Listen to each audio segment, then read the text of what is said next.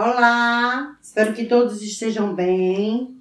Peguem o caderno 2, certo? Vamos para mais uma aula de ciências. Pegando o caderno 2, abram na página 11, não é? Vamos continuar falando sobre o que? As partes da planta. Vamos, ciências.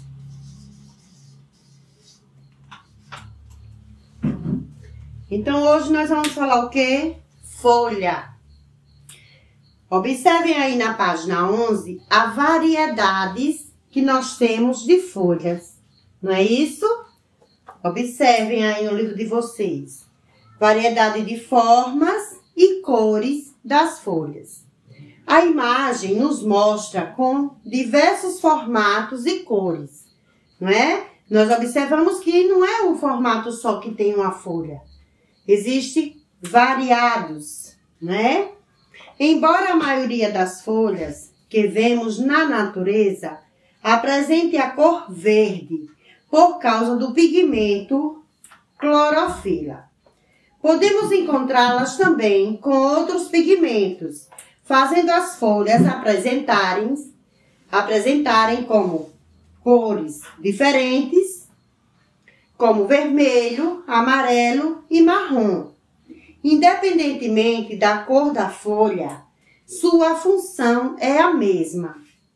E é muito importante para as plantas. No caso, a folha, ela pode ser avermelhada, ela pode ser marrom, ela pode ser verde, mas a função dela é a mesma, certo? Nós temos aí, por meio das folhas, que as plantas realizam o quê? A fotossíntese, a respiração e a transpiração, né? Então, a fotossíntese, como já falamos, é um processo pelo qual as plantas produzem o quê? O próprio alimento. A respiração é a absorção de oxigênio para obter o quê? Energia. A transpiração é a eliminação de água em excesso, certo? Então, é muito importante a função das folhas. Vamos para a página 12. Na página 12, nós vamos falar sobre o quê? Sobre a flor, né? Nós já falamos da raiz, do caule, falamos da folha agora e agora vamos falar da flor, certo? A flor. As flores são responsáveis pela reprodução das plantas. Geralmente são coloridas, podendo ou não exalar odores, quer dizer, espalhar o cheiro. Pode ser um cheiro bom, pode ser um cheiro ruim, né? Que atraem animais que vão auxiliar no processo de reprodução, por meio da polinização, que é a transferência de grãos de pólen da parte masculina da flor para a parte feminina. Então, vamos lá. Vocês observem aí alguns tipos de flores. Observaram? Olhem aí no livro de vocês. Nós temos hibisco, hortênsia, azaleia, lírio e orquídea. As flores são órgãos reprodutivos das plantas e podem ter inúmeras formas e cores. A maioria das flores é constituída de uma parte masculina, que é chamada androceu, e de uma feminina, que é chamada gineceu, além de outras estruturas que podem proteger a flor e atrair os insetos polinizadores, conforme mostra o esquema a seguir. Então, aí vocês estão vendo no livro de vocês o esquema da flor, não é? O que cada partezinha da flor, o que ela produz. Então, aqui nós temos o quê? A parte gineceu, parte feminina, onde as sementes serão geradas. Androceu, parte masculina, produtora dos órgãos aliás, produtoras dos grãos de pólen. Então, a parte feminina e a parte masculina.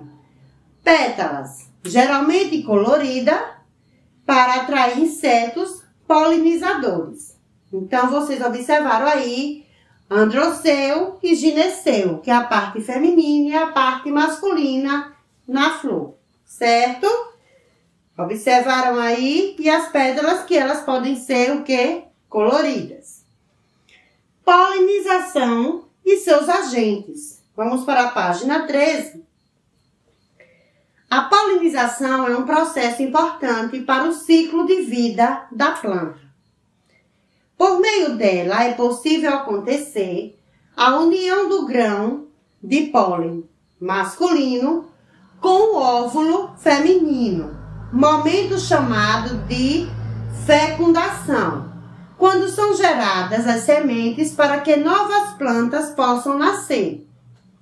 O pólen também pode ser levado de uma flor para outra pelo vento, mas das plantas que apresentam flores, a maioria é polinizada por algum tipo de animal, principalmente insetos como borboletas e abelhas, aves como beija-flores e até mesmo morcegos. Também atuam na polinização. Assim, ao longo da evolução, as plantas com maior reprodução foram aquelas que mais chamavam a atenção dos animais, com sua cor, seu cheiro e a quantidade de néctar, substância açucarada que as flores produzem justamente para atraí-los. Observem aí os animais realizando polinização das flores. Como nós temos aí a abelha, borboleta, mosca, beija-flor e o morcego. Observaram aí no livro de vocês? Ótimo! Então, você imagina o que esses animais estão fazendo nessas flores? Estão se alimentando do néctar. Essa relação entre os animais e as flores é muito benéfica, quer dizer, é muito boa, pois, por meio deles, as flores conseguem se reproduzir, enquanto os animais se alimentam. Os dois lados saem ganhando. Assim, eles permitem a reprodução da planta com a formação de frutos e sementes. Portanto, a polinização ocorre da seguinte maneira. Vamos lá. Os animais, ao se aproximarem para buscar o néctar, encostam na parte masculina das flores, onde estão os grãos de pólen. Essa aproximação faz com que os grãos de pólen se soltem da flor e grudem nas patas, asas e outras partes do animal. O animal, ao se deslocar para outras flores, solta os grãos de pólen, que caem sobre a parte feminina da flor, propiciando a reprodução. Certo? Então, é dessa forma. Já temos na página 14. Os grãos de pólen podem cair sobre a parte feminina da mesma flor, de outra flor na mesma planta, ou em plantas diferentes. Além dos animais, o vento também pode levar os grãos de pólen da parte masculina para a feminina da flor. No caso dos pinheiros, os estróbilos exercem a função das flores, mas são polinizados pelo vento e não precisam chamar a atenção de polinizadores. Observe aí a imagem de uma abelha coberta de pólen. Observaram aí no livro de vocês, aí é uma abelha e ela está coberta de pólen, certo? Que faz o transporte dele, permitindo a reprodução de plantas, certo? Aí nós temos o jogo rápido. Vocês vão responder esse jogo rápido. Nós temos também aí polinização e produção de alimentos. O uso de pesticidas, que são substâncias químicas tóxicas, né? Quando falamos em pesticidas, estamos falando de um produto químico, né? De um veneno. Então, o uso de pesticidas nas plantações para eliminar pragas está entre as principais causas do desaparecimento dos polinizadores em algumas regiões, já que o veneno também age sobre eles. Então, quando se coloca algum tipo de produto tóxico na plantação para que as pragas, né, não destruam, então faz com que desapareçam alguns insetos que fazem a polinização. Além dos pesticidas, as alterações do meio ambiente em que vivem acabam afetando as populações desses polinizadores, o que eu acabei de falar. É o caso de muitas abelhas nativas que sobrevivem do néctar de espécies de plantas de florestas devastadas. Então, por causa desses produtos químicos, fazem com que eles desapareçam, não é? Ficou curioso? Vamos aí. Aí falamos o que hoje? Das folhas e de que mais? Além das folhas, falamos da polinização e agora vamos lá das sementes, certo? Lembram que algumas aulas que já estudamos, falamos sobre o quê? A reprodução, não foi? Vamos agora para a semente. Vamos lembrar daquela plantinha, daquele feijão. Lembra? Então, sementes. As sementes são originadas na flor que recebeu o grão de pólen. Após a reprodução, encontramos dentro delas uma estrutura que, quando em condições ideais, dará origem a uma nova planta. Observe o feijão. Foi dessa forma aqui que vocês estão vendo, que ficou aquele feijão que vocês plantaram. Só que agora nós estamos observando ele passo a passo, né? Como colocamos, né, na terra até ficar do jeito que nós montamos um vídeo. Não é isso? Que até o vídeo tinha mais folhas. Então, foi dessa forma aqui. Foi através de quê? Da semente. Algumas plantas, como os pinheiros, apresentam sementes nuas.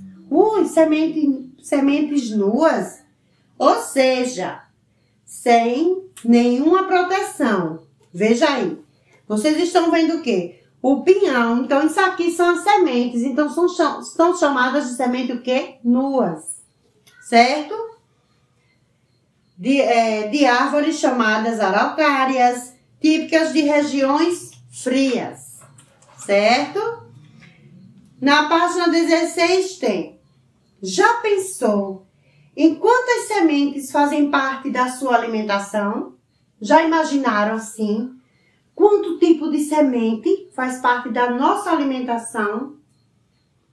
Imagine quanto tipo de semente de várias formas, não é? Então, nós temos. Veja a imagem abaixo. Veja aí, sementes de variadas espécies que são utilizadas na alimentação.